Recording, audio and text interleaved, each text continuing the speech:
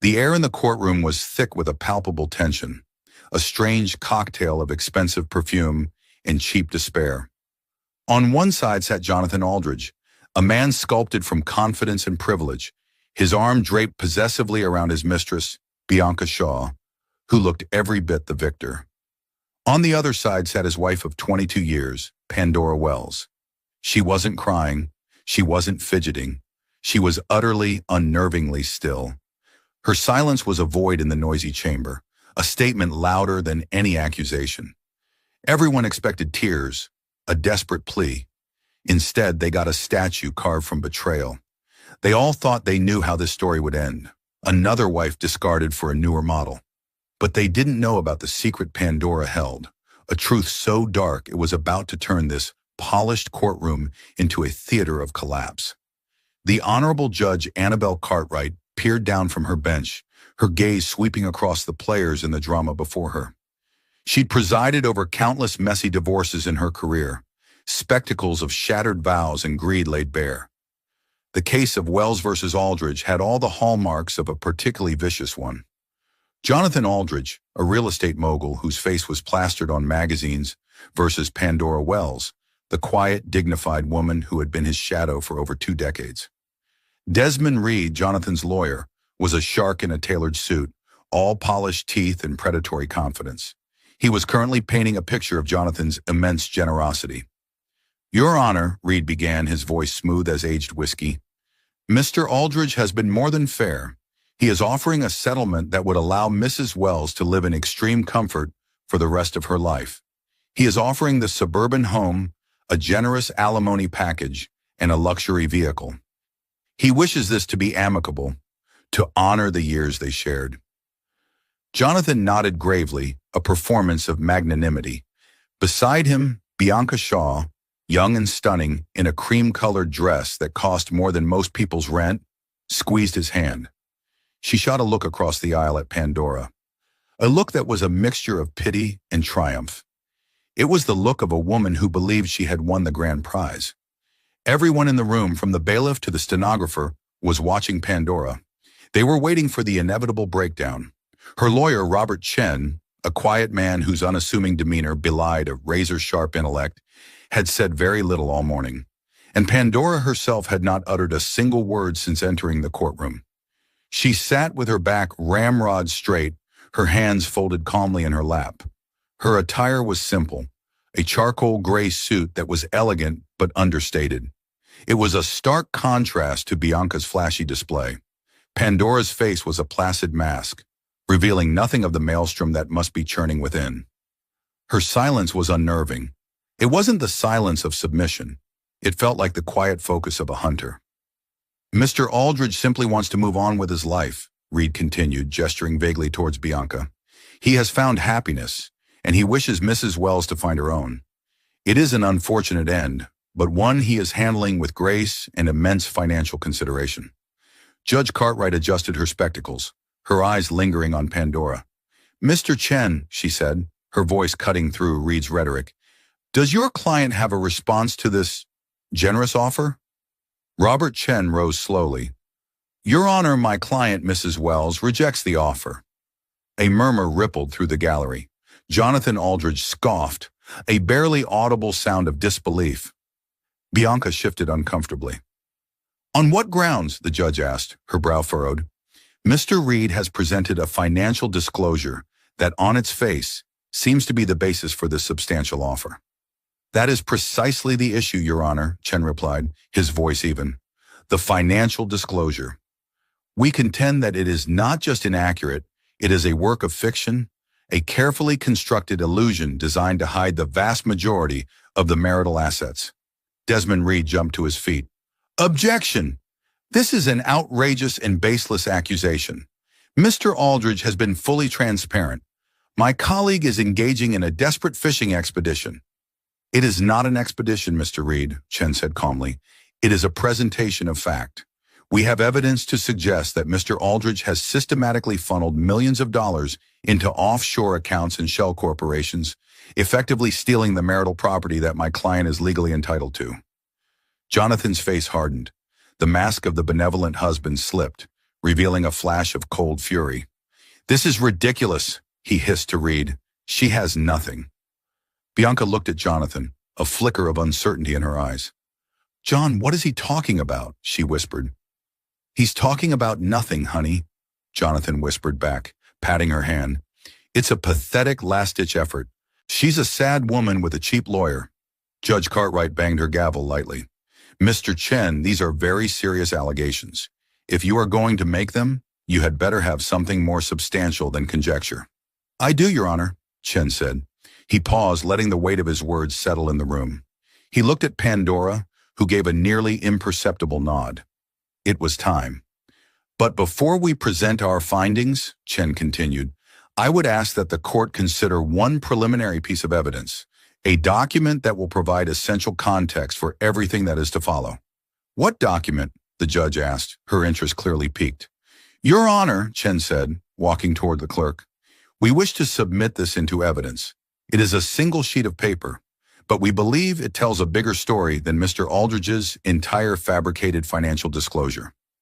All eyes were now on the simple manila folder in Robert Chen's hand. Pandora remained motionless, her gaze fixed not on her husband, not on his mistress, but on the judge's bench. Her fight wasn't with them anymore. It was with the truth, and it was about to be brought into the light. The silence she had maintained for so long was the coiled spring of a trap, and it was just about to be sprung. 22 years. Pandora often wondered where they had gone. They felt like a lifetime and a single fleeting moment all at once. She remembered meeting Jonathan Aldridge at a university fundraiser. He wasn't the titan of industry then. He was just John, a young, ambitious builder with blueprints in his eyes and a smile that could charm the birds from the trees. She was studying art history and restoration, fascinated by the stories hidden beneath layers of paint and varnish. He was fascinated by her quiet intensity. Their life together had been a steady ascent. John's small construction company grew into the Aldridge Development Group, a behemoth that reshaped city skylines. Their small starter home was replaced by a sprawling mansion in the most exclusive suburb. Pandora, in the early days, had been his partner in every sense. She helped design the interiors of his first show homes, her classic, elegant taste becoming an Aldridge signature. She hosted dinners for investors, remembering the names of their spouses and children, smoothing the social gears that fueled his business machine. But as the empire grew, her role shifted. She became less of a partner and more of a beautiful, well-maintained fixture. He called her his rock, his anchor. But a rock doesn't move. An anchor stays put while the ship sails to exotic ports. John's world became a whirlwind of board meetings, international flights, and lavish parties where Pandora often felt like just another one of his prized possessions. She had poured her energy into raising their two children, now grown and away at university, and into her passion for art restoration. She worked pro bono for local museums, her steady hand and meticulous eye bringing forgotten masterpieces back to life. It was a quiet, fulfilling world, a stark contrast to John's. The first crack in their perfect facade appeared about 3 years ago. It wasn't a dramatic confrontation, but a series of small, unsettling discoveries. A credit card bill with a charge for a 5-star hotel in their own city. John's late nights at the office becoming more frequent, his excuses more elaborate. The scent of an unfamiliar perfume on his suit jacket, one too sweet and cloying to be hers. Then came Bianca Shaw. She was hired as John's new executive assistant, a 20-something with a business degree and ambition that burned as brightly as John's own. Pandora met her at the company Christmas party. Bianca was vivacious and flirty, hanging on John's every word. John introduced her as his protégé, but the way he looked at her, the way his hand lingered on the small of her back just a second too long, told a different story. Pandora wasn't naive. She was observant. It was the core of her profession. She could spot a forgery from a mile away, see the subtle inconsistencies that gave away a lie. She saw them in her husband now, the way he guarded his phone, the sudden business trips on weekends, the emotional chasm that had opened between them, now wide enough to swallow their entire history. She tried to talk to him once. She'd waited up for him one night, the house dark and silent around her. When he finally came home, well after 2 a.m., He reeked of champagne and Bianca's perfume. "John, we need to talk," she had said, her voice trembling slightly. He waved a dismissive hand, already loosening his tie. "I'm exhausted, Kat. It was a brutal meeting with the zoning commission. Can this wait?" "Has it been waiting for months, John?" "For a year," she pressed, her heart pounding. "Are you having an affair?" The change in him was instantaneous. The charming facade evaporated, replaced by cold, hard anger. "Don't you dare," he'd snarled. "After everything I provide for you, this house, your cars, your endless charity work, you live a life of absolute luxury, and you have the audacity to accuse me of being unfaithful? Maybe if you showed a little more appreciation and a little less suspicion, I'd want to come home earlier." It was a masterclass in deflection and gaslighting. He twisted her legitimate concerns into an accusation of her own inadequacy. He made her feel small, ungrateful, and paranoid. She retreated, wounded and confused. He had planted a seed of doubt in her own mind, and for a while she let it grow. She tried to be more attentive, more appreciative. She tried to ignore the red flags that were now waving like banners in a hurricane. But her instincts, honed by years of seeing beneath the surface, wouldn't be silenced.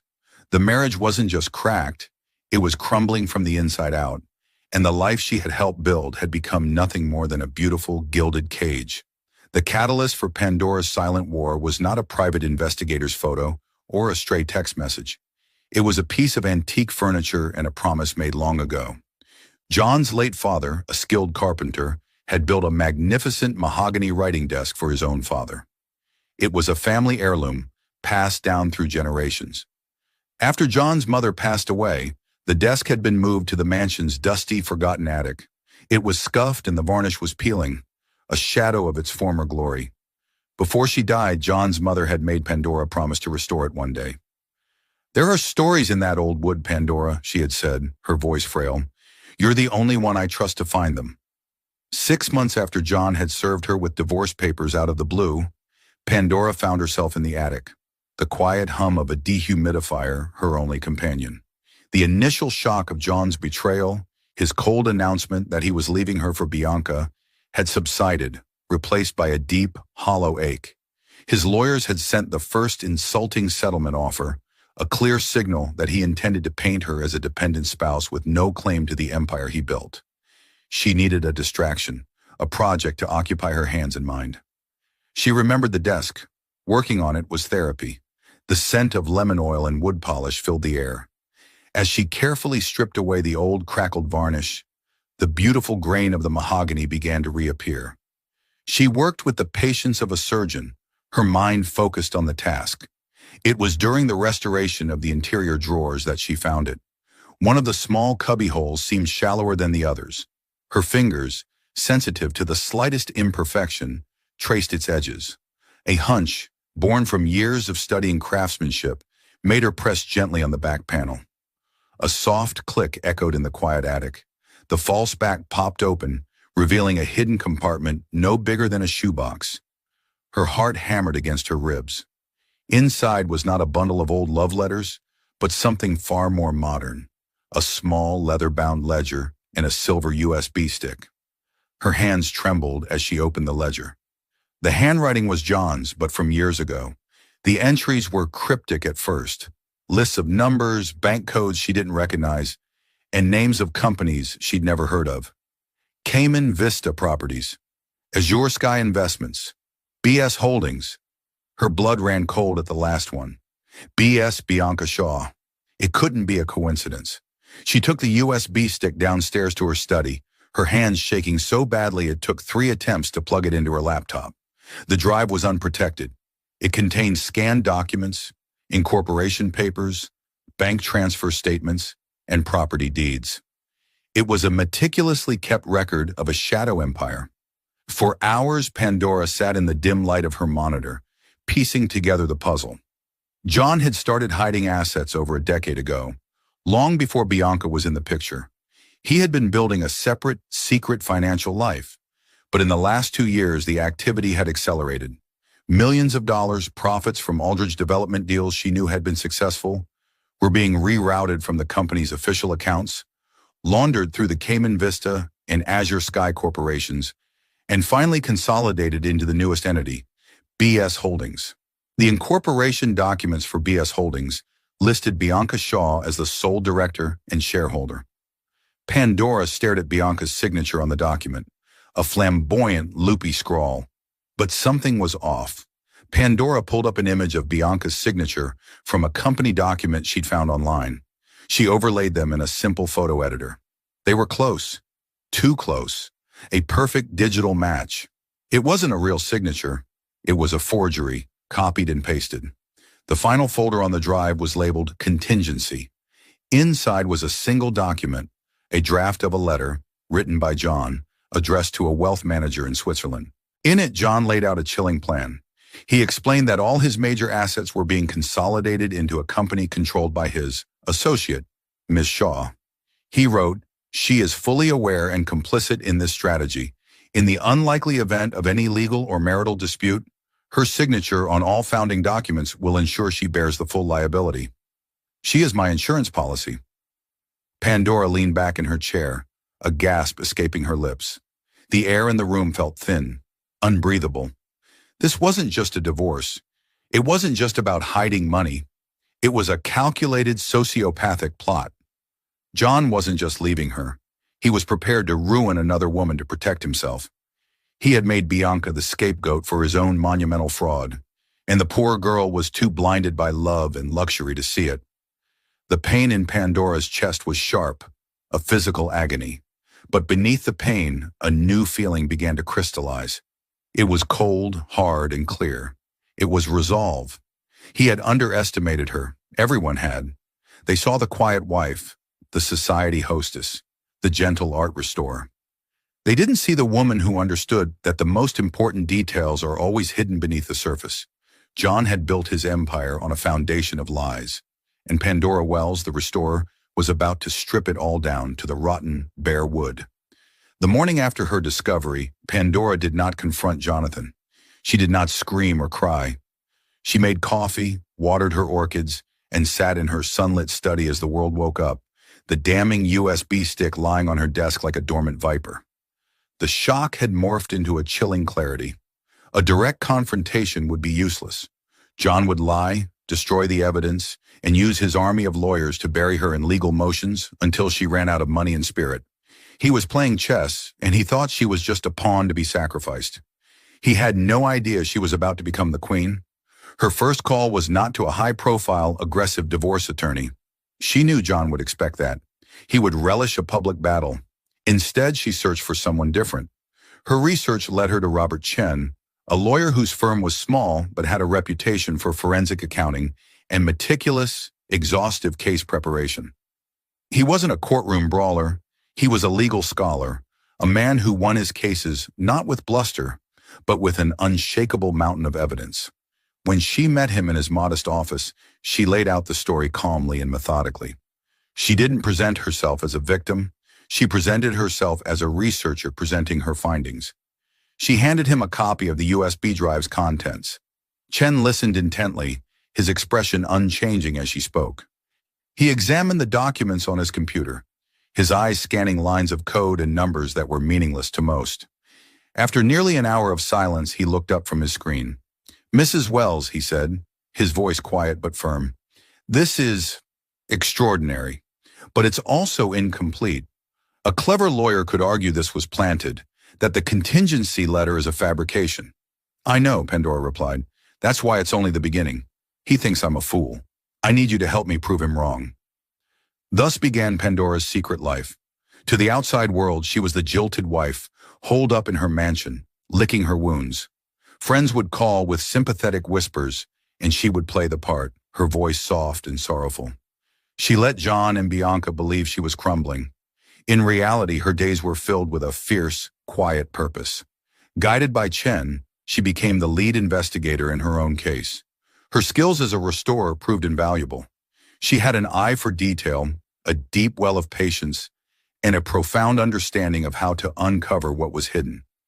She hired a forensic handwriting expert, a stern, older woman named Dr. Lena Petrova, to analyze the signature on the BS Holdings documents. Dr. Petrova confirmed Pandora's suspicion. "This is not a signature, Mrs. Wells," she declared. peering through a magnifying glass. It's a digital facsimile, a high-quality forgery. The pressure is uniform. There are no natural variations in the ink flow.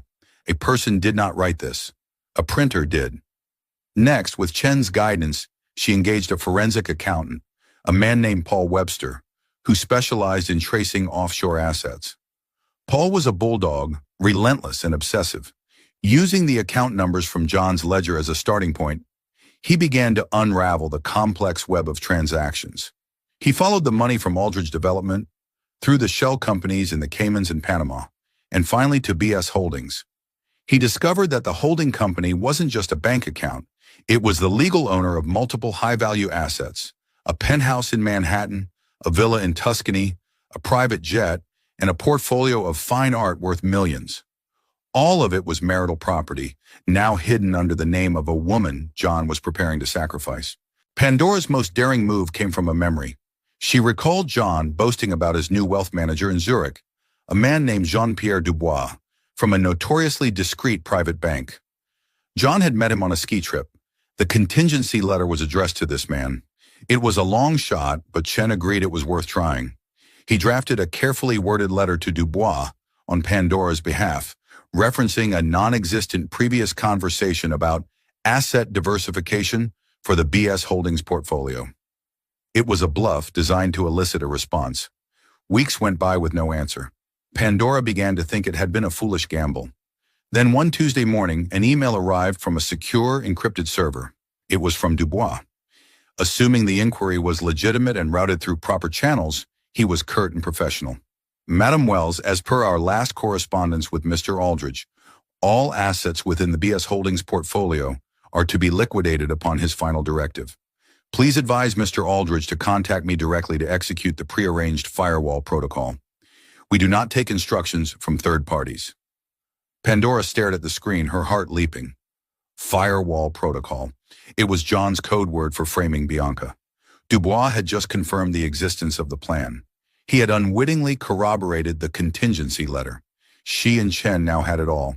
The forged signature, the complete map of the hidden assets, and the confirmation of the plot to frame the mistress. They assembled it all into a meticulously organized file. Each piece of evidence was cross-referenced and verified.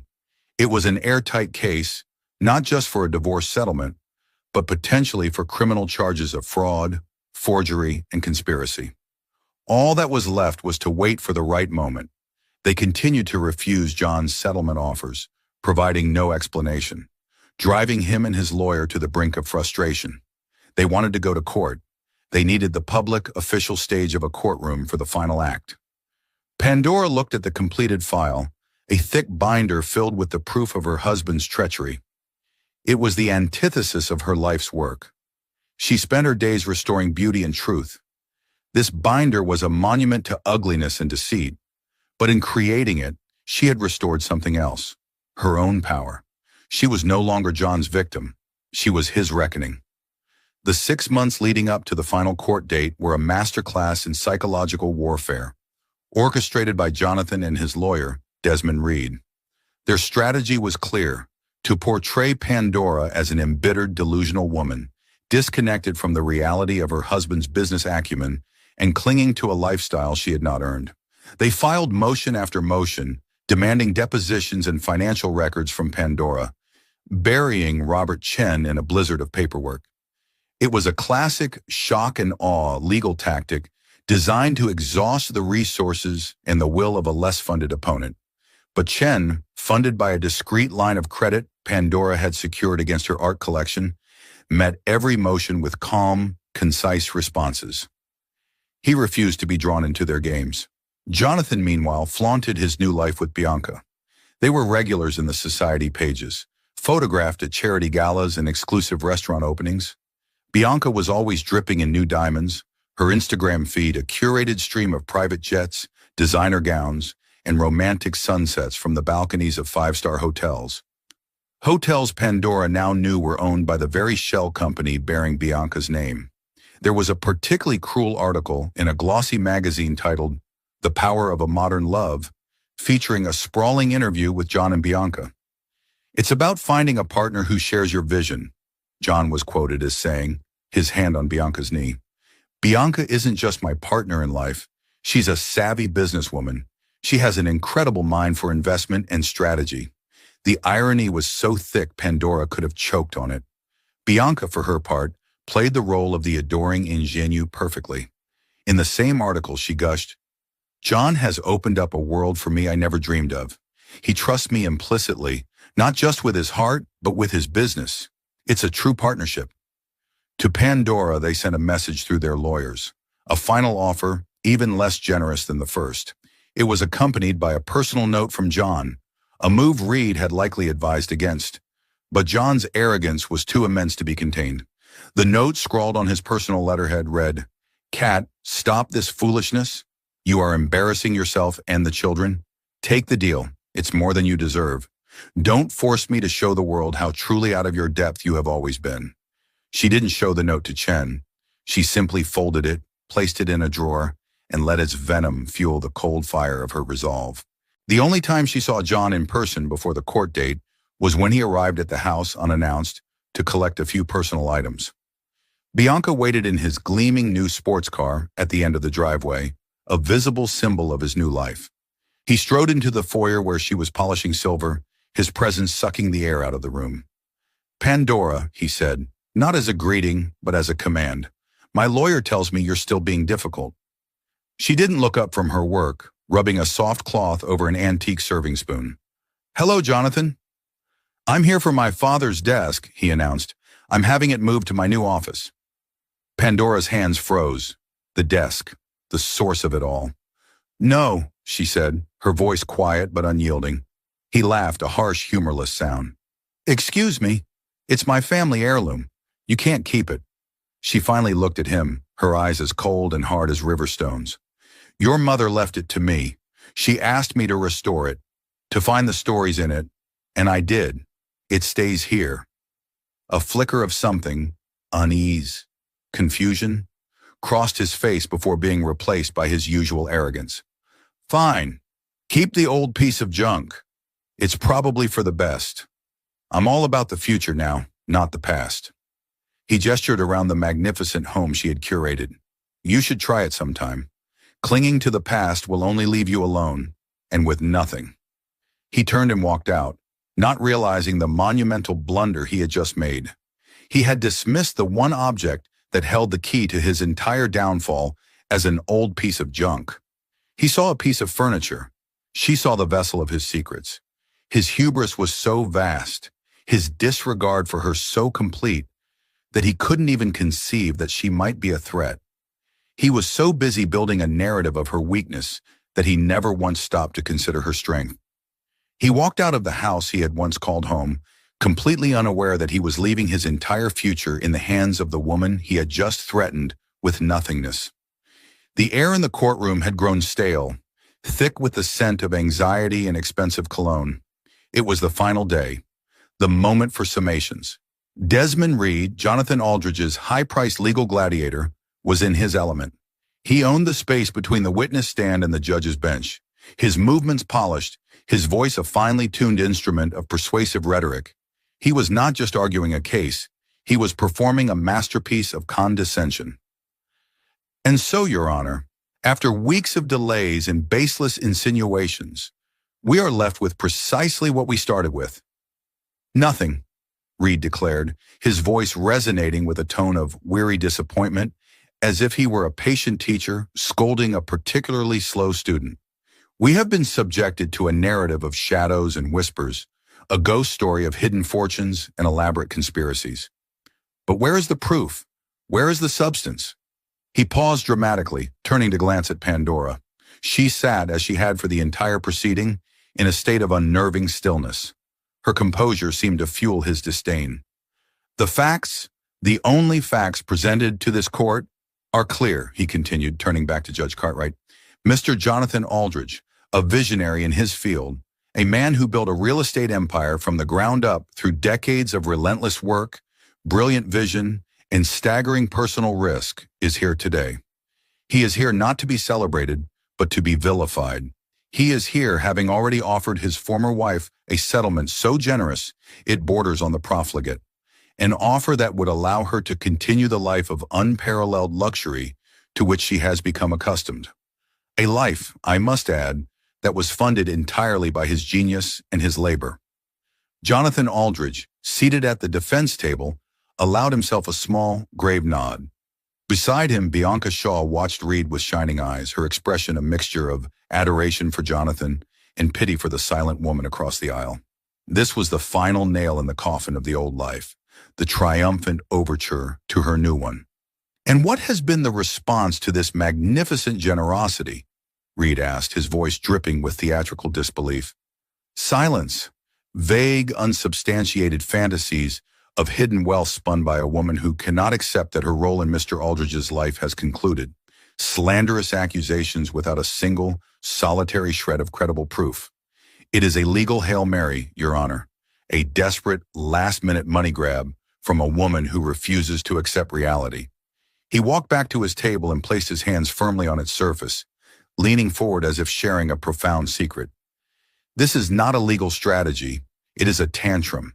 It is an insult to my client, and frankly, it is an insult to this court. We ask that you put an end to this painful chapter. We ask that you approve the proposed settlement and allow all parties to move on with their lives."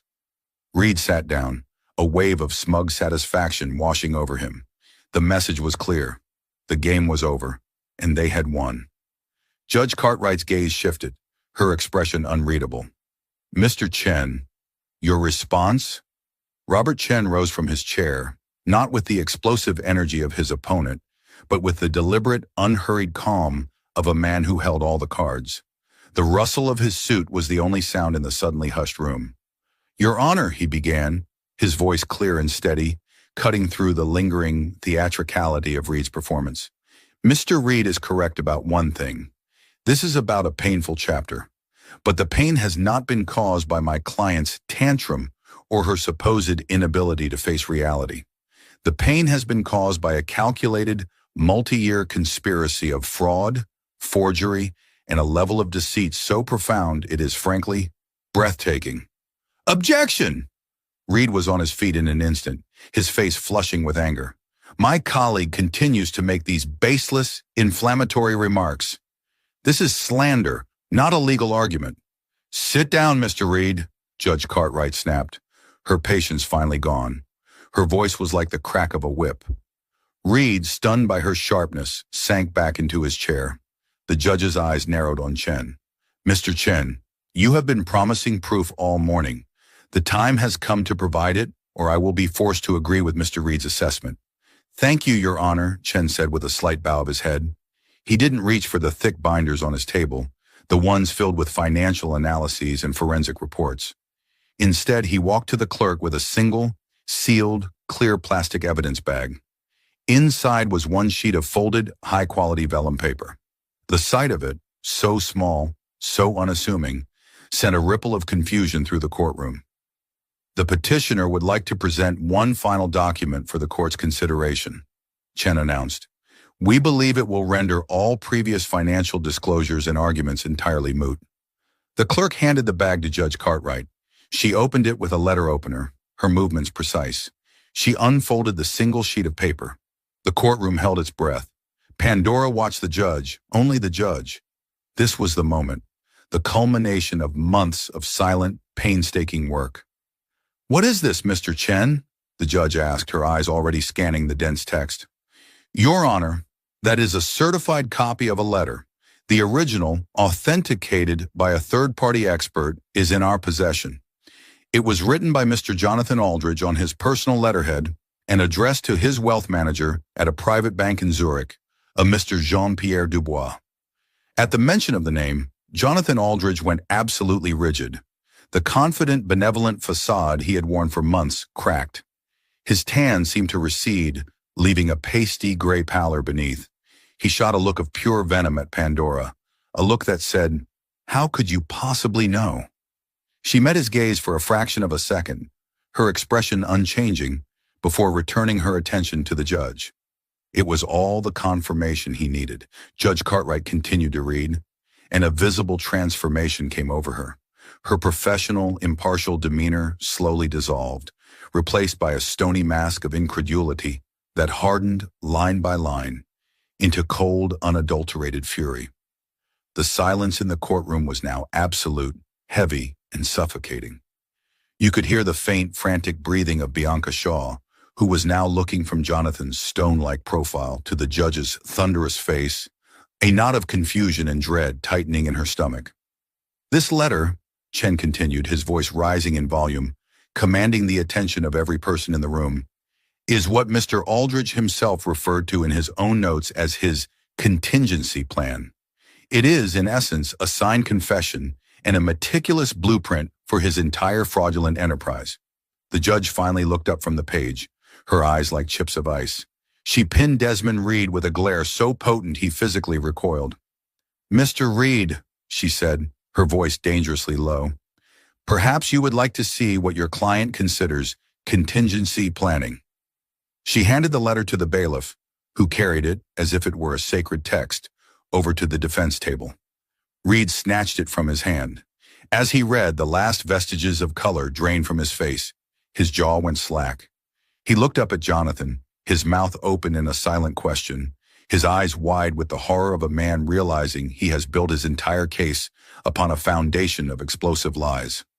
Jonathan refused to meet his gaze, staring straight ahead, a muscle pulsing violently in his clenched jaw. "For the benefit of the record, Mr. Chen," Judge Cartwright instructed, her voice ringing with judicial authority, "please summarize the contents of this document." "Certainly, Your Honor," Chen replied, his tone grim. "The letter explicitly instructs Mr. Dubois on the systematic transfer of over $50 million in marital assets from Aldridge Development into an untraceable offshore shell corporation, a corporation named BS Holdings. It states unequivocally that the purpose of this action was to shield those assets from any potential divorce proceedings. But it concludes with the most chilling instruction of all." Chen paused, letting the silence stretch, letting the weight of his final words gather like a storm cloud. "It instructs his banker that, in the event of any legal inquiry or dispute, he is to present a separate set of falsified documents. Documents that would portray the sole director and shareholder of BS Holdings, a Miss Bianca Shaw, as the criminal architect of the entire scheme." It ends with this sentence, Your Honor, and I quote directly from Mr. Aldridge's own hand. "She is my insurance policy. The liability will be hers and hers alone." A collective audible gasp swept through the courtroom. Every single eye, from the press row to the back benches, swiveled from Chen to the frozen form of Jonathan Aldridge, and finally settled with crushing intensity on Bianca Shaw. The beautiful victor, the smug mistress, the woman who thought she was celebrating her coronation, was suddenly the center of a very different and far more terrifying story. The document wasn't just about money. It was about a betrayal so cold, so sociopathic, it defied all human decency. And it had just been read into the official record of the court. The name Bianca Shaw hung in the super-chilled courtroom air, a name that had, until that very second, been synonymous with victory and desire. For Bianca, the world seemed to tilt on its axis. The precise, clipped tones of Robert Chen faded into a dull roar, like the sound of the ocean heard from inside a seashell. The faces in the gallery, once a blur of anonymous observers, now felt like 1,000 accusing eyes, all burning into her. BS Holdings. The name echoed in the cavern of her suddenly empty mind. John had been so charming, so deliciously conspiratorial when he'd presented it to her. They were in Monaco, on the deck of a chartered yacht, the setting sun painting the sky in hues of orange and gold. Champagne fizzed in their glasses. "It's our special project, baby," he had murmured, his lips against her ear. "BS for Bianca Shaw. A little nest egg, just for us. A testament to my faith in you." He'd made it feel like the ultimate act of trust, the ultimate gesture of love. He'd slid a sheaf of papers and a heavy gold-plated pen across the table. "Just a formality," he'd said with a wave of his hand. "For our future." She remembered her hands shaking slightly, not from fear, but from exhilaration, as she signed her name over and over, her flamboyant signature a mark of her arrival, her triumph. Now those memories curdled into something grotesque. The champagne tasted like acid in her throat. The golden sunset was the color of a raging fire. Every whispered promise, every lavish gift, every declaration of trust was not an act of love, but a carefully laid stone in the wall of her own prison. She is my insurance policy. The liability will be hers and hers alone. The words finally broke through the fog, slamming into her with the force of a physical blow. Insurance. Liability. These were not the words of a lover. They were the words of an architect of ruin. She wasn't his partner. She was his fall guy. She wasn't his queen. She was the designated sacrifice, chosen for her ambition and her naivety, groomed and fattened for the slaughter. The entire glittering romance, the life she had paraded on Instagram, the pitying looks she had thrown at Pandora, it was all a lie, a meticulously constructed stage, and she was the unwitting star of a tragedy. No, the word was a fragile, broken thing, a puff of air with no sound. She looked desperately at Jonathan, at the powerful set of his shoulders, the back of his perfectly coiffed head. Turn around, she screamed in her mind. Turn around and laugh. Tell them it's a lie. Tell them Pandora is a crazy, vengeful woman. Tell them. He did not move. He remained facing the judge, a statue carved from arrogance and denial. But Pandora, from her vantage point, could see what Bianca could not. The faint tremor in his hand as it rested on the table, the single bead of sweat that traced a path down his temple, the way his knuckles were bleached white from gripping the polished wood. He was not a statue. He was a man trapped in the wreckage of his own making, utterly and completely paralyzed. Desmond Reed saw it too. The shark-like confidence was gone, replaced by the ashen look of a lawyer who knows his client has not only lied to the court, but to him. The betrayal was professional, but also personal. He had been made a fool. Bianca's breath hitched, a ragged, tearing sound. Her lungs refused to draw air. The courtroom began to shrink, the walls closing in. The judge's bench seemed miles away, the faces of the spectators warping into distorted, mocking visages. A wave of blackness swirled at the edge of her vision. She pushed back from her seat, a primal instinct to flee kicking in, but her legs felt like lead. The world dissolved into a cacophony of sound and spinning light. Her last conscious thought was a fleeting, agonizing image of Pandora Wells, whose face held no trace of triumph, no hint of glee, only a quiet, devastatingly final sorrow.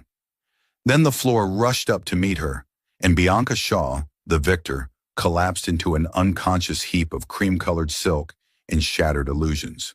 The courtroom exploded. A collective gasp was followed by a frantic buzz of whispers and horrified murmurs. The reporter in the front row was already scribbling furiously. A bailiff shouted, "Medic! We need a medic in here!" as he and another officer rushed to Bianca's side. Desmond Reed was on his feet, his face a mask of panic, torn between his unconscious witness and his catatonic client. Your Honor, we need a recess." "Order!" The voice of Judge Annabelle Cartwright was a thunderclap that silenced the entire room.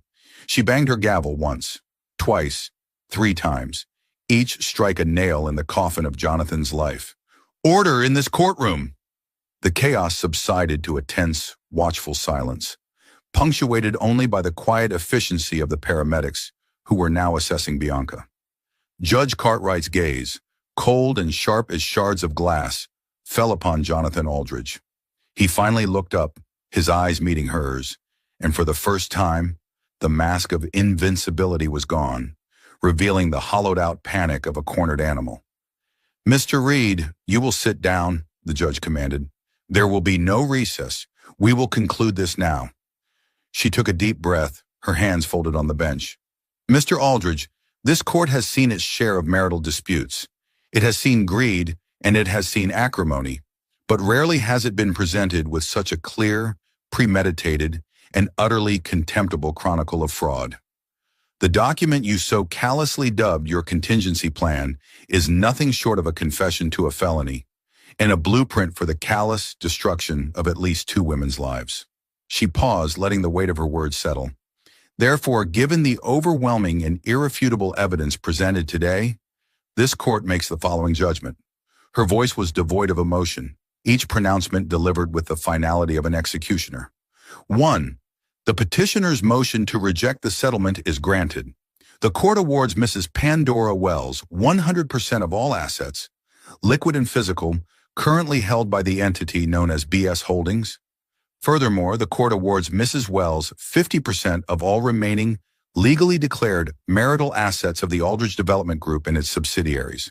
To be clear, Mr. Aldridge, that is the entirety of the $50 million you attempted to steal, plus half of everything else you thought you had left. 2, she continued, leaning forward slightly. This court finds that there is substantial evidence of criminal conduct, including but not limited to felony fraud, perjury before this court, and forgery. Consequently, I am referring this entire case file, every document, every transcript, and most especially the letter to Mr. Dubois, to the district attorney's office for immediate criminal investigation. She looked directly at Jonathan now. Mr. Aldridge, I would strongly advise you to secure a criminal defense attorney, and I would strongly advise you not to make any travel plans. With a final deafening crack of the gavel, she declared, "We are adjourned," as the judge swept from the room and a grim-faced court officer began to walk purposefully toward the defense table. Pandora Wells finally allowed herself to move. She rose with a slow, deliberate grace, her spine straight, her posture perfect.